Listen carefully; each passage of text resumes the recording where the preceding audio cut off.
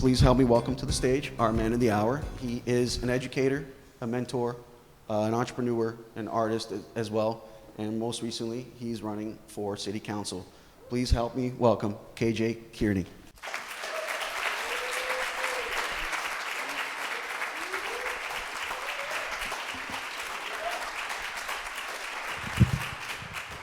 Hello. Oh, yeah, that works. Hey, Yvonne, can I get the clicker? Good morning, everyone. My name is KJ, obviously, you all can read, and I'm from North Charleston, South Carolina. We're gonna talk about broken, all right? But I guess we'll explain as we start talking. I think my talk is gonna be a little different than what most people suggest or what they think of when they think of broken. So, as Yvonne said, as of last Monday, I was an educator. I am a casualty of Charleston County School District's budget cuts. So I was a teacher's assistant at an alternative behavior middle school, and now I'm just KJ. So, but if anyone deals with kids or works with kids, these things are great. Classroom expectations, you should do it with adults. It lets everybody know what's going down, how this thing is going to go. So I wanted to do that here. All right, 3 rules. Number 1, loosen up. Number 2, don't be bougie. Does anyone not know what bougie means? You don't know what bougie means. Okay, bougie is a colloquial term that's shortened for a version of the word bourgeoisie. So it basically means don't be stuck up. And then laugh at all my jokes. That's easy. I'm not a comedian. I have a brother. He's actually a comedian, and he has a joke about the gooch.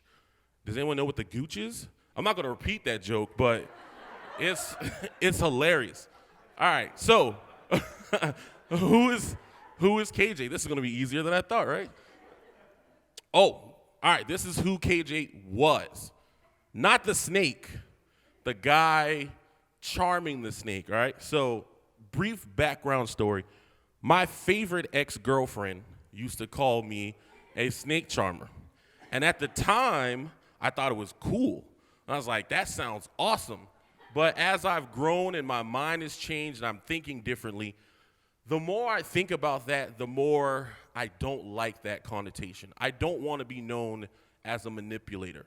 You know, if you follow me or if you do anything that I do, I want you to do it because that's what you want to do, not because I sweet talked you into it or tricked you or mesmerized you with my music. And so what I've decided, I never forgot what she said, and that has kind of guided me to where I am now. And we're going to see a little bit of what I've been doing since being called a snake charmer, I guess. I'm one of Charleston's 50 most progressive. I got that distinction this year because of the stuff I was doing with higher learning. It's a nonprofit that I started. We're still very, very, very brand new, but we plan to use hip-hop to teach life skills to at-risk students.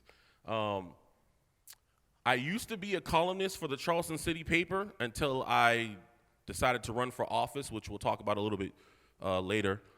These are just some of the things that I wrote about. I throw really good parties, okay? Listen, that's why I'm coming close. Listen, shameless plug, August 13th, the fake race is coming. It's the fake race is spectacular. Ask Joel if you don't believe me. It's really good. FakeRace.com for your tickets. As you can see, just another shameless plug for the fake race. I'm the praying hands guy, so I don't know what to do with my hands when I take pictures. They kind of like just rise when it's time to take pictures. So I have a friend named Black Dave, and Black Dave would do this praying hands thing, and I was like, that's awesome. I'm going to use that. So I took it, and now Dave's a little salty because everybody knows me as the praying hands guy, but I committed to it. Like, I stuck with it. So, you know what I'm saying? All right. Ahead of my time, this shirt that I have on is called Charleston Sticks Together. January 2015, I was watching the national championship football game, college football game, and I saw this dude with an Ohio Against the World shirt. I thought it was pretty awesome. Not the fact that he was from Ohio, but the shirt itself. But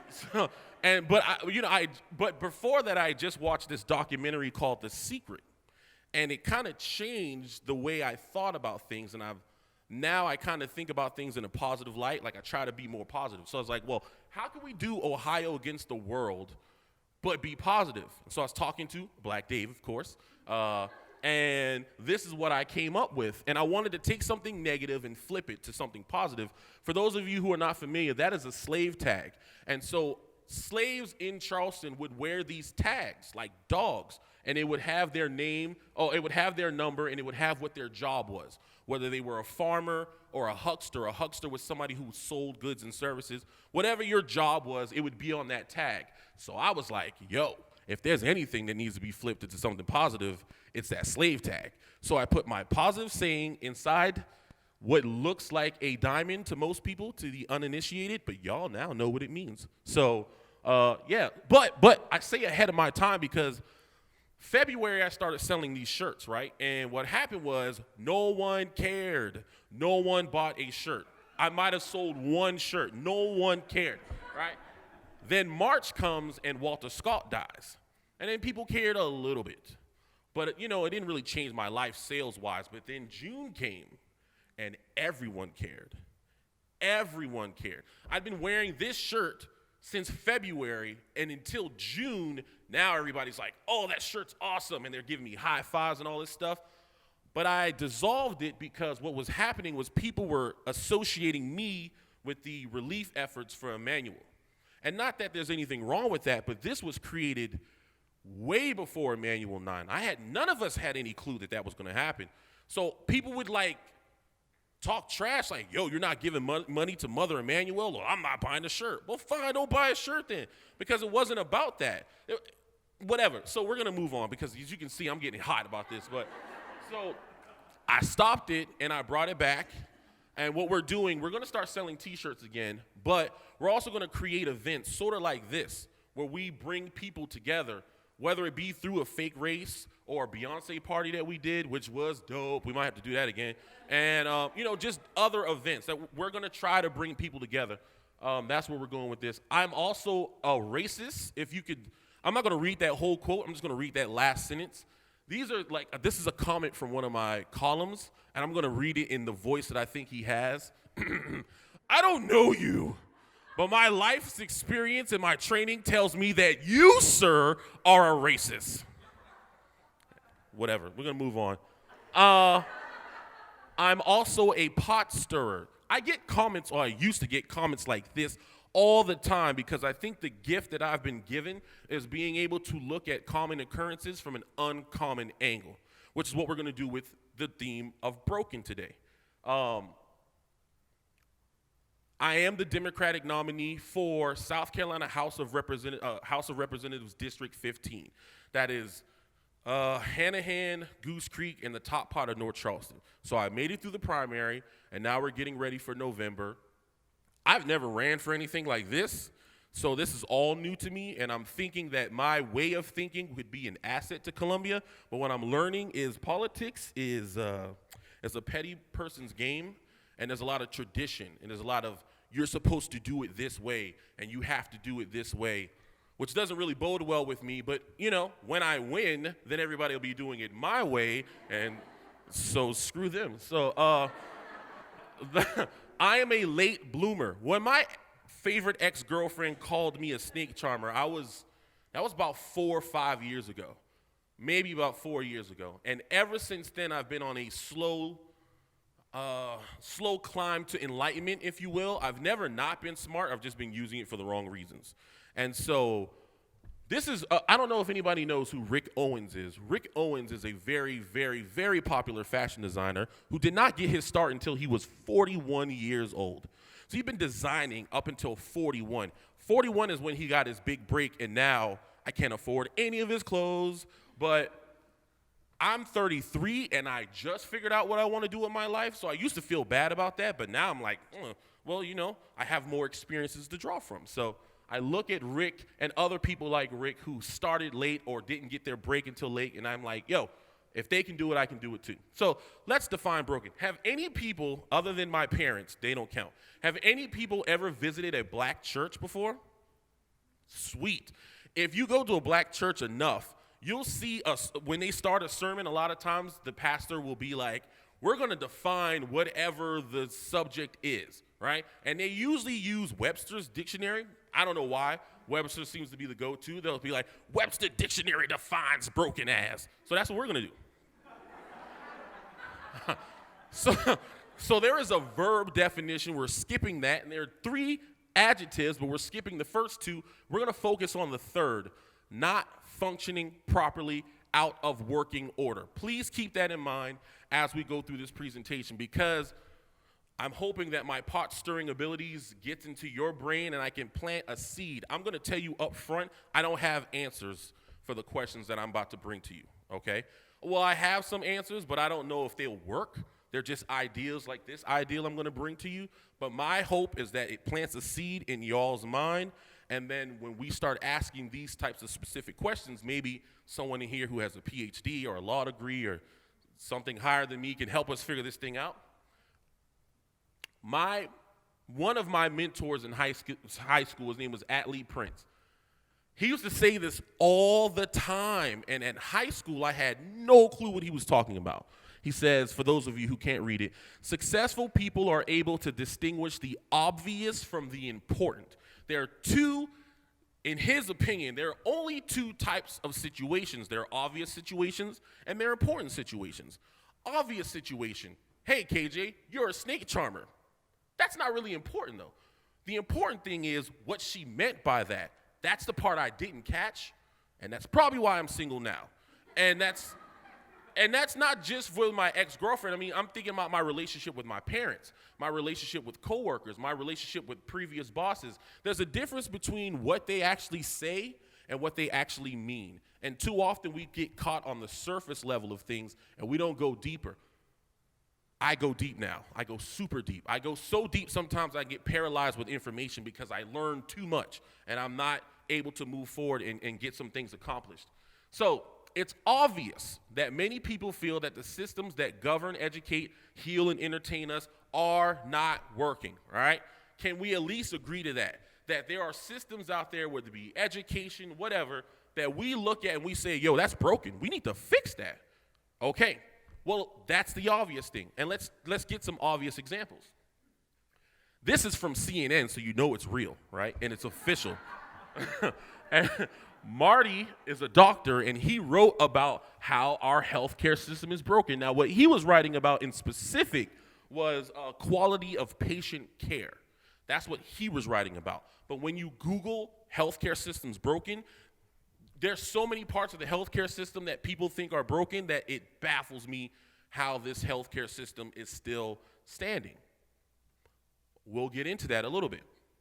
Next, Fast Company, another reputable publication. So you also know that this is legit, and this is a long read, which is long form, which means it's like 5,000 words. No one writes 5,000 words about BS, right? Maybe they do. But this person wrote, we know our education system is broken, so why can't we fix it? What? That has to be a depressing thing to know that something is not working and you either feel powerless against it or you just can't think of a way to improve it. Well, this person knows the education system is broken. And in this person's article, he was interviewing this gentleman who started this company. What's a good way that I could describe it for y'all? Oh, do you guys know what Meeting Street Academy is? Okay. For those of you who don't know what Meeting Street Academy, it's a public-private partnership. What they do is they go into school with the company that this guy was interviewing. What they do is they go to the lower 5% of schools. I don't know how they define 5%, to be honest with you, but very, very low-performing schools. And their company goes in, and they train teachers on how to teach their way. They train students how to learn their way. They give all the students technology because, obviously, if you're in the lower 5, that means you probably are not getting the best computers. You're not getting iPads. You're not getting all that stuff. They give these kids all these resources. Then they partner with businesses in the community for additional funding so that they can afford stuff that they probably couldn't afford when they were just on their own. And they're showing a track record of improving every single school that they put their hands in. Working in the education system, I can tell you firsthand that there are people who think Meeting Street Academy is spectacular, and there are people who hate the ideal. It goes both sides. Thank you. That's a conversation I guess we can save for later, maybe the Q&A. But it's something to think about. If someone's going in and they're fixing the problem, how can anyone have a problem with how it's being fixed if it's working? This is a really good picture. This came from, I wasn't even trying to be funny that time. This came from, I was at a meeting on Tuesday night. Okay, so we already talked a little bit about the Walter Scott thing. So what happened is the citizens of North Charleston, and I live in North Charleston, have been for years, way before Walter Scott, have been asking for a citizens review panel or commission or board or something like that. With some people want subpoena power as well. So after this Walter Scott thing happened, the Department of Justice got involved, and they were like, yo, look at these numbers. North Charleston is made up of 47% African Americans, yet 65% of the traffic stops are black people. How is that possible? And that's just traffic stops. That doesn't include arrest or detainment or any of that other stuff. So the Department of Justice, once this Walter Scott thing happened, they came down, they were looking at the numbers, they're like, yo, this isn't right. If that's what these people want, at minimum, you guys should be able to do that. So this was one of two meetings that they had to let the community know about what this advisory board is going to look like. Now, show of hands, how many people think that the list of suggestions, this commission board draft, it was a draft that they came up with, how many people think that the crowd was all for it? No one. Are y'all just afraid to raise your hand, or y'all really think that, yeah, well, I'll just tell you the answer. To a man, and I was in there, people hated this list because it didn't really involve the people. So as it stands right now, the North Charleston Police Department, the chief, the mayor, city council, they all get to pick people to be on this board, which is problematic because we don't trust you. So why would you let us pick this, why would we let you pick this board? So anyway, criminal justice is another one of those systems that everyone believes is broken, right? And we're always trying to fix it. Well, I have a question for you. Are these systems actually broken? That's the question I want to present to you today. We all know that these systems, we claim that they're broken, but are they broken? Are they really broken? Or are they working to the exact specifications of the people who designed them in the first place? Those are the questions that I think we need to be asking. That's the obvious from the important as it relates to things that are broken. That is broken.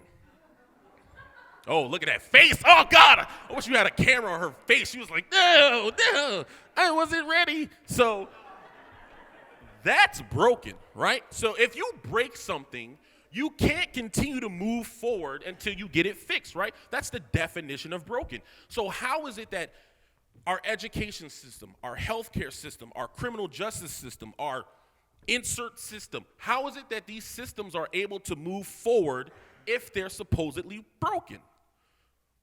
That's the seed. All right, now we're going to talk about that a little bit.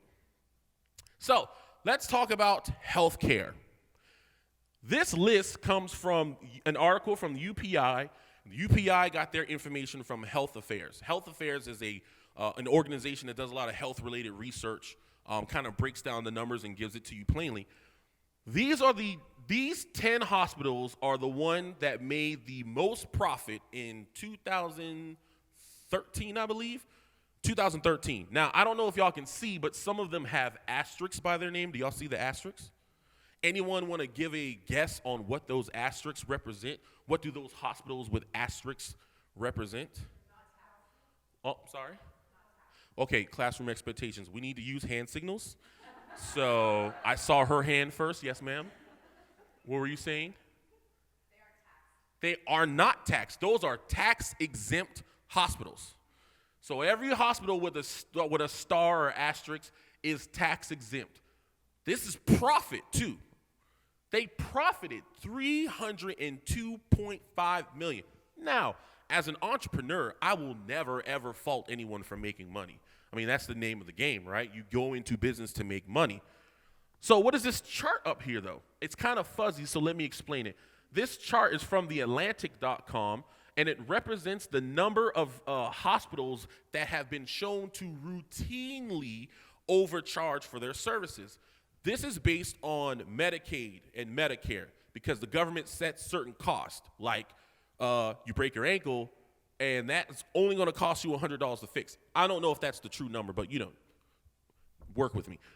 So Pennsylvania has 20 hospitals that were found to routinely overcharge.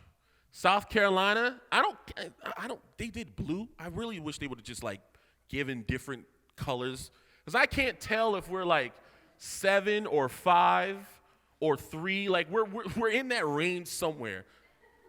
We're between 7 and 3 of the hospitals in South Carolina are routinely overcharging people for services. All right? So let's talk about that in terms of fixing healthcare. How can you fix healthcare when so many people are banking, so many people are making money? And that's just off patient services. That doesn't include food, gift shops, any other ancillary benefits or money that may be made. You'll get a better example of that as we go further in the slide after this.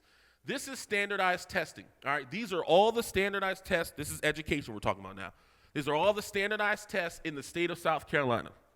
Now, every student doesn't have to take every test, but these are all the tests, okay? Now, testing in and of itself is not a bad thing. It's not. But here's where it starts to get a little tricky. No Child Left Behind, this is old information because No Child Left Behind is going away, all right? But when this information came out, they showed that the testing industry in 2002 was a $400 to $700 million industry. Standardized testing, all right? That is the test that we just shown. That's the IB test. That's your AP exam test. That's your SAT. That's your MAT, LSAT. Any test that you can think of that's standardized, there's a good chance that 3 companies in the entire United States make those tests. And one of them, there's another company in addition to that does the scoring for damn near all those tests. So, if we're going to talk about fixing education, there's a big complaint that standardized tests don't really meet the needs of the people it serves, and all that other stuff. And that may very well be true. Well, how are you going to fix that when there are 3 companies splitting up a $700 million pie? Do you really think they're just going to let you fix the system? Or maybe they do let you fix the system. Maybe our ideal of fixing plays right into what they want to do. Because South Carolina, the SC Pass tests and the SC Ready tests are relatively new tests in the state of South Carolina. Before that, when I was in elementary school, we took the BSAP, the BSAP, right? And then you have all these other tests. So what happens is a test gets created. It's cool for about 5 years. Someone starts complaining. They make a big fuss. They make a new test. But does anything really change? Are you fixing the system, or are you perpetuating it? Are we recycling it? Because these people are not hurting for money. They're not. And as long as the system stays the way it's going to stay, they're never going to hurt for money. So what are we really doing? This one, though, this is really good. 9 surprising industries getting filthy rich from mass incarceration. This is from Salon, of course. Crime pays. Global Tel Link is, I don't know if y'all can see. When a prisoner makes a collect call, they charge up to $1.13 per minute. That would never fly in the free world. You know why? Because we would complain, and then they would change their prices. But guess what inmates cannot do in jail? They can't complain. They can't be like, hey, you're charging me way too much to call collect. I want another service. Give me some options. There are no options in jail. None. So these dudes, Global Tel, they have exclusive contracts with a lot of jails and prisons. You think they want the system to be fixed? You think they want free enterprise and options and choice to be put in incarceration centers? No, probably not, because they're making about $500 million a year off collect calls. Now, clothing, a lot of clothing that we make, give or take, is made by inmates. This paragraph rather, that Victoria's Secret used the company. They didn't get caught. I don't think Victoria's Secret knew. I'm going to say that they didn't knew. But Victoria's Secret, what a lot of people don't know is a lot of your big clothing companies don't actually make their own clothes. They sell or they license themselves out to manufacturers who make clothes at their specifications, but Victoria's Secret themselves is not making all the panties that you wear, all right? They have third-party companies that do that stuff. One of the companies that was making some of their underwear was actually using inmates from North Carolina. Those inmates were getting paid 35 cents per hour.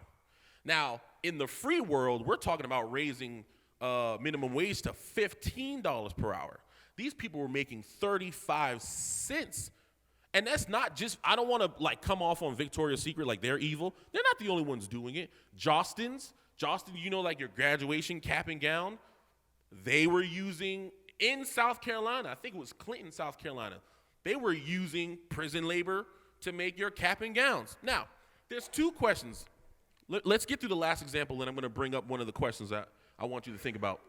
Last but not least, bail. Bail. Has anyone, I'm not going to ask you, I was going to ask, has anyone ever been in jail? Keep that business to yourself. All right. I've been in jail before.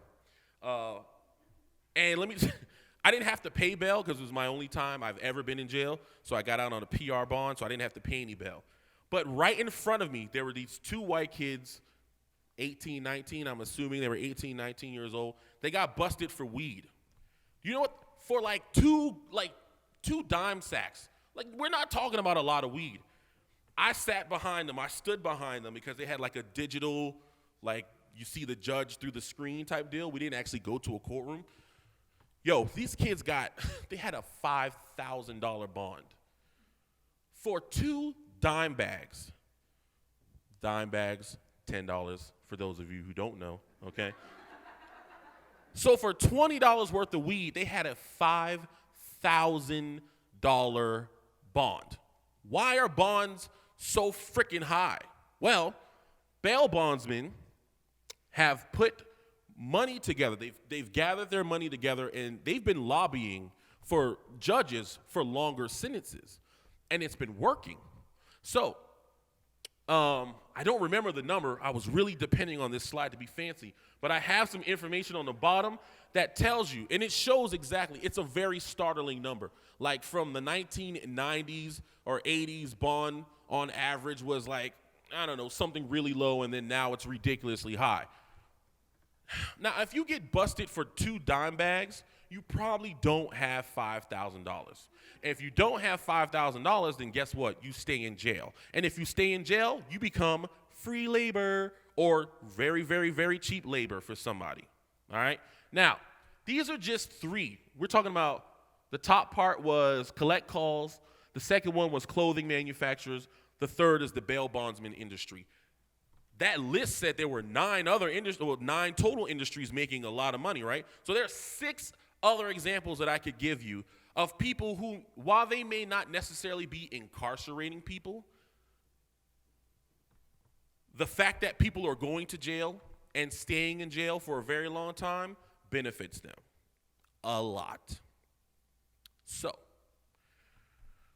the question then becomes, should we fix the system, or should we blow that thing up?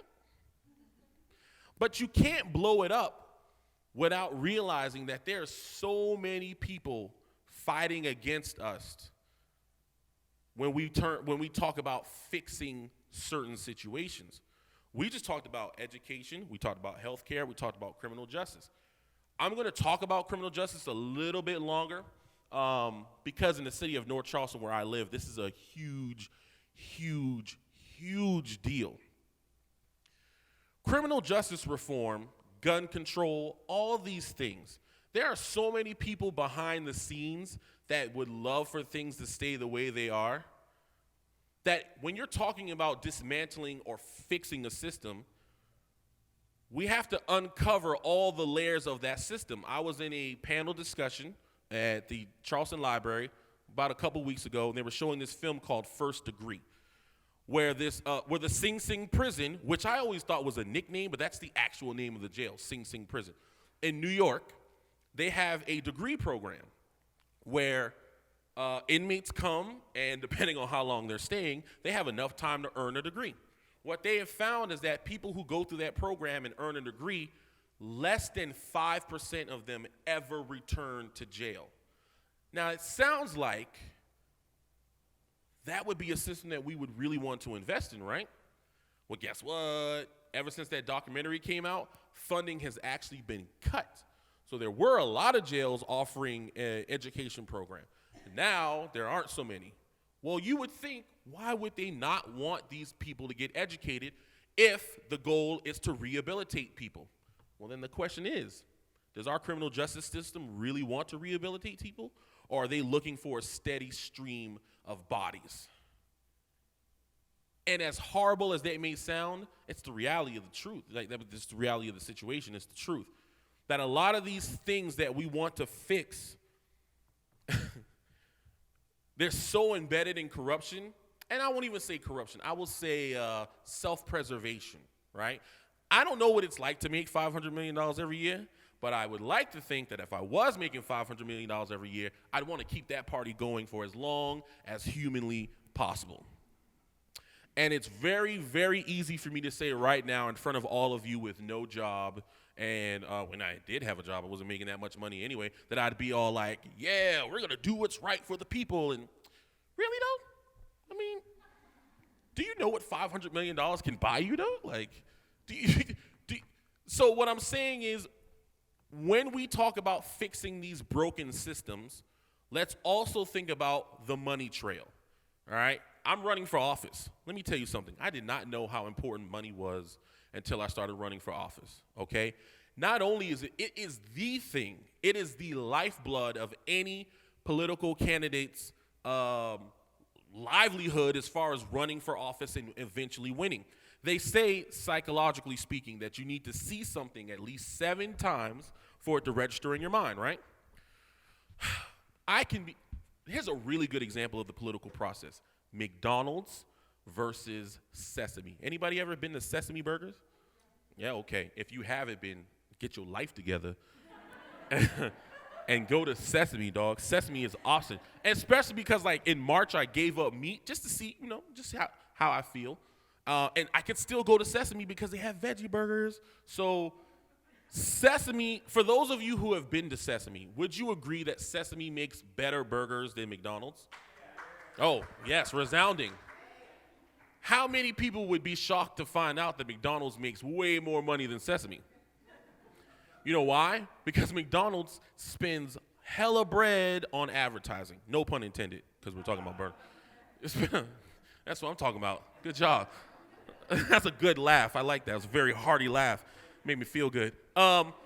McDonald's spends hundreds of millions of dollars so that they can repeatedly be in your mind. They can be in the forefront of your brain. So that's why your daughter or your son or your niece or your nephew or your grandchildren, when they see a McDonald's sign, it's like all hell breaks loose. Like, yo, we have to stop right now. And then, like, with my niece, one of my nieces, I would be like, she used to be like that until she started hanging out with me and my brother, because we don't really do the fast food thing. We eat, obviously, but we don't really do the fast food thing too often. And so when she first started, we first started keeping her, she'd be like, oh, McDonald's, oh, McDonald's, oh, McDonald's. I'd be like, yo, chill, like, McDonald's is horrible. But it wasn't until she was exposed to different things where she would be like, oh, she stopped asking about McDonald's. Because when she was 3 years old, we took her to her first Mexican restaurant. There is nothing funnier than watching a 3-year-old try to dip a chip in, like, queso. Because, yo, she took the chip, and she was 3. She took the chip, and she stuck her entire fist in the queso. And she came out, and at 3, of course, she didn't know what was going on, so she sees all this cheese. What do you do when you see a lot of cheese? You savage. So she started punishing the queso. But it's those type of experiences, right, that we have to have in our regular lives before we can change anything. So one of the questions that I presented to that panel at the library was, are you prepared to pay $5 for something that you're usually paying $2 for? Okay? It's very easy for us to say we want to change the criminal justice system, right? Until you realize that your favorite cups that you buy your favorite coffee in are made in a jail. And right now, those cups, Starbucks can buy for, let's say, 10 cents per. They're not going to pass that price on to you. 10 cents is nothing. But if we start bringing manufacturing back to America and out of prisons, then that means stuff like coffee cups, the price might go up. So what was once 10 cents might now be 50 cents. And Starbucks is going to pass that 50 cents on to you. So now your already slightly, moderately expensive coffee goes up $1. Are you willing to spend that extra dollar to destroy systems like this? I can't answer that question. Only you can. Are you ready for your widgets to now cost $10 versus $4? You know what I'm saying? So this is a very novel ideal of breaking down systems and fixing systems, but let's talk about how these systems, even if we're not involved in this, even if you've never been arrested, you've never been pulled over because you were black or in the wrong neighborhood or whatever, you've never got busted for weed or none of that stuff. Even if you are not on the front end of this criminal justice problem, you may be on the back end, you don't even know it. Graduation gowns, right? That stuff is already expensive. So what if they put it out in the free market where they're going to have to spend $15 an hour per person to make these things? Now that gown might go from $100 to $250. Is my freedom worth that to you? Is the freedom of people who are routinely being harassed by police and jailed and with ridiculously high bonds, is that enough for you to change your stance on criminal justice reform? Again, that's a question that I can't answer. I can speak for me, being on the opposite end of the criminal justice system. It sucked. God, and I was only in there for like 28 hours, and I was like, yo, I'm never going back to jail. I'm snitching. If anyone does anything illegal around me, I'm telling on you, and I'm telling you that to your collective faces. I'm never doing that again. First of all, they have sandwiches, right? They give you like bologna sandwiches, and they put the cookies on top of the bologna sandwich, and they wrap it up in one thing. So by the time you get the sandwich, like the cookie is moist with bologna juice, and like the first time they brought the sandwiches, I was like, I'm not eating this crap, and I gave it to the dude next to me, who was, I'm not even gonna tell you about that guy, but he punished that sandwich cookie combination. But by the time that second sandwich came around, I was like, screw this. I am hungry. I have to eat. That was really random. I don't know where that came from. That took me way off topic. But that's where I was going. I've been on that side of the criminal justice system. So for me, it's an easy sell. Yes, fix everything, change how money is dispersed. But I don't know if everyone would feel the same way. And until you can answer that question for yourself, you should probably stop with the whole let's fix this thing, let's blow this system up, until you have a very good understanding, or at least a slight understanding of all the pieces that are involved. You're probably just talking out of your behind. I'm only going to say behind because my mom's here. My brother, he does not mind cursing in front of my mom. But me, not too much. So think about those things, all right? Last but not least, I went all the way back there? My bad. I was pushing that button. Charleston Sticks Together does not have a website yet. I mean, I already own the domain. But if you guys want to be on the mailing list, you can just text Yale Charleston to 444-999, and we can stay in touch as we do different events and lectures and panel discussions and all that. You should probably just take a picture of it instead of like typing it in right now. But I'm going to leave it up, and I'm going to hand the mic over. Thank you very much for your time. I appreciate you all.